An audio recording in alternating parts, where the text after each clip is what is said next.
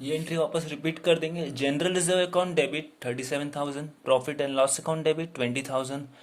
कहाँ जा रहा है ये? इक्विटी शेयर होल्डर अकाउंट में, इसलिए to equity share holder account 57,000। Narration लिख देंगे बीइंग रिजर्व ट्रांसफर्ड। अब रिजर्व ट्रांसफर करने के बाद क्या करेंगे हम? जो हमारे लाइबिलिटी है उसे हम रियलाइजेशन अकाउंट में डालेंगे। एक ही लाइबिलिटी है, क्रेडिटर्स है, तो क्रेडिटर को डालेंगे हम।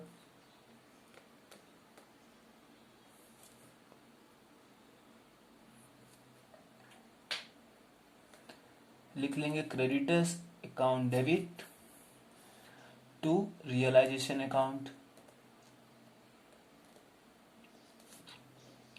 नरेशन लिख लेंगे बीइंग लाइबिलिटीज ट्रांसफर।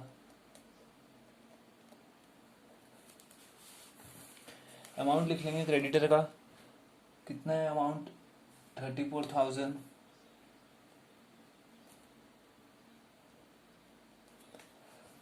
अब इसके बाद क्या? अब हमने बैलेंस शीट खाली कर चुके हैं, तो अब हम पहले स्टेप नंबर 2 हमारा क्या है? Purchase consideration. तो हम पीसी पहले ड्यू करेंगे। ड्यू कम करने की एंट्री क्या रहेगी? New company account debit to realisation account. हमारा न्यू कंपनी क्या है? Z limited. Z limited account debit to realisation account. लिख लेंगे भाई पीसी हमारा ड्यू है, बीइंग पीसी ड्यू। अमाउंट लिख लेंगे हम 3,57,000।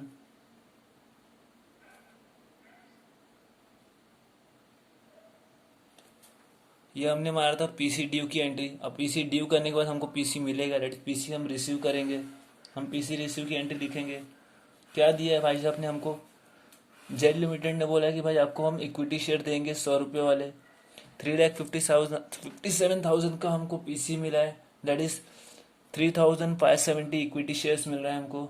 लिख लेंगे 3,570 shares of Z limited account debit. ये न्यू कंपनी हमको दे रहा है ना, इसलिए हमारे पास आ रहा है, दैट इज ये शेयर्स हमारे डेबिट होंगे। दे कौन रहा है हमको? जेड लिमिटेड दे रहा है, इसलिए जेड लिमिटेड अकाउंट हमारा क्रेडिट होगा। लिख लेंगे हमारा पीसी रिसीव हुआ है, बीइंग पीसी रिसीव। हमारा अमाउंट सेम रहेगा 3,57,000।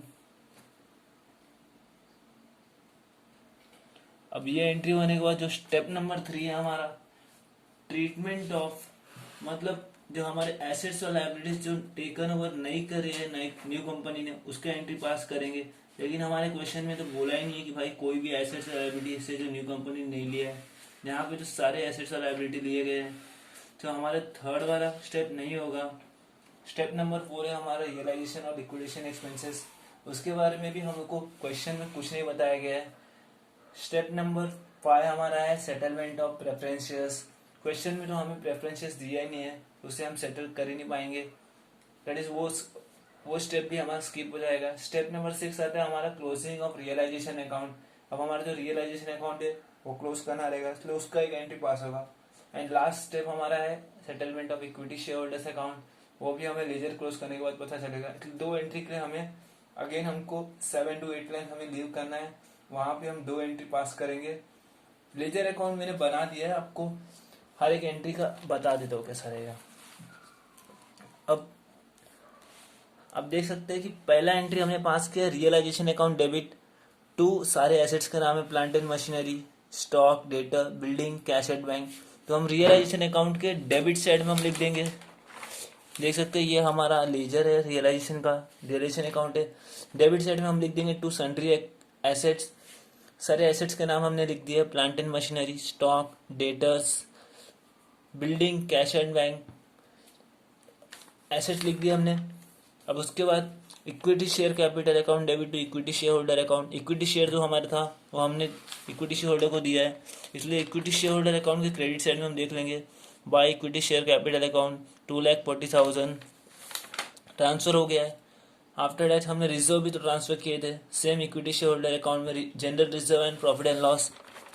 इक्विटी शेयर होल्डर अकाउंट के क्रेडिट साइड में देख लेंगे by general reserve, by profit and loss account. अब उसके बाद हमने पीसी क्रिएट किया था, Z limited account debit to realisation account 3,57,000। अब हम जेड लिमिटेड के डेबिट में देख सकते हैं to realisation account 3,57,000 and same हम रियलाइजेशन का क्रेडिट साइड देख सकते हैं बाय जेड लिमिटेड 3,57,000। पीसी ड्यू करने के बाद हमने पीसी रिसीव किया था। पीसी रिसीव की एंट्री था कि भाई 3,0570 shares of rupees of Z limited account debit to Z limited account, मतलब न्यू कंपनी से हमको मिला था, शेयर डेबिट हुआ था। कौन दिया था? जेड लिमिटेड ने दिया था, फिर वो क्रेडिट हुआ। हमने जेड लिमिटेड में क्रेडिट में लिख दिया by equity shares of Z limited account, और शेयर मिला था इसलिए शेयर होल्डर के डेबिट में लिख दिया to equity shares of Z limited. अब जब रियलाइजेशन हमने क्लोज किया हमें प्रॉफिट आया बिकॉज ज़्यादा अमाउंट क्रेडिट साइड का, दैट इज 3,91,000, बोथ साइड हमने लिख लिया। अब बैलेंसिंग फिगर कितना आएगा? 60,000 आएगा। मैं आपको करके बता देता हूँ।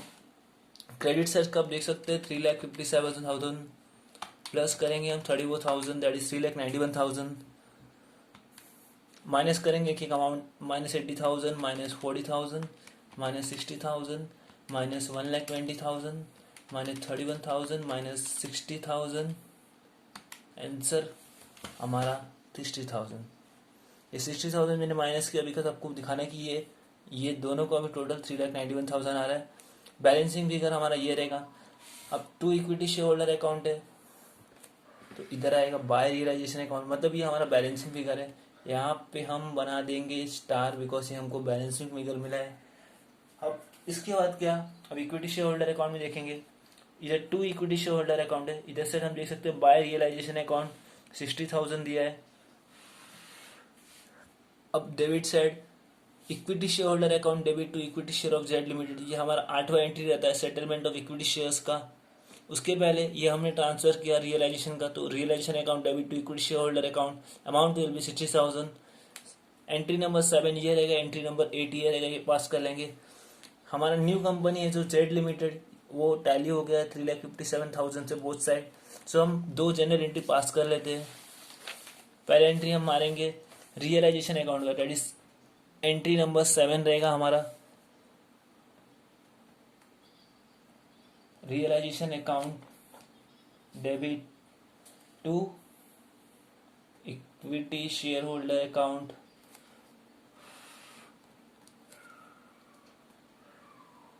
बीइंग प्रॉफिट ट्रांसफर, अमाउंट हम लिख लेंगे, हमें 60,000 का प्रॉफिट हुआ है।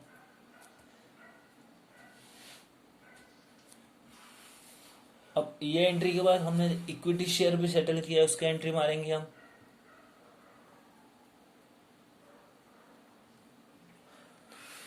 Equity share holder account debit to equity share of Z limited account being equity share settled, amount हम लिख लेंगे 3,57,000।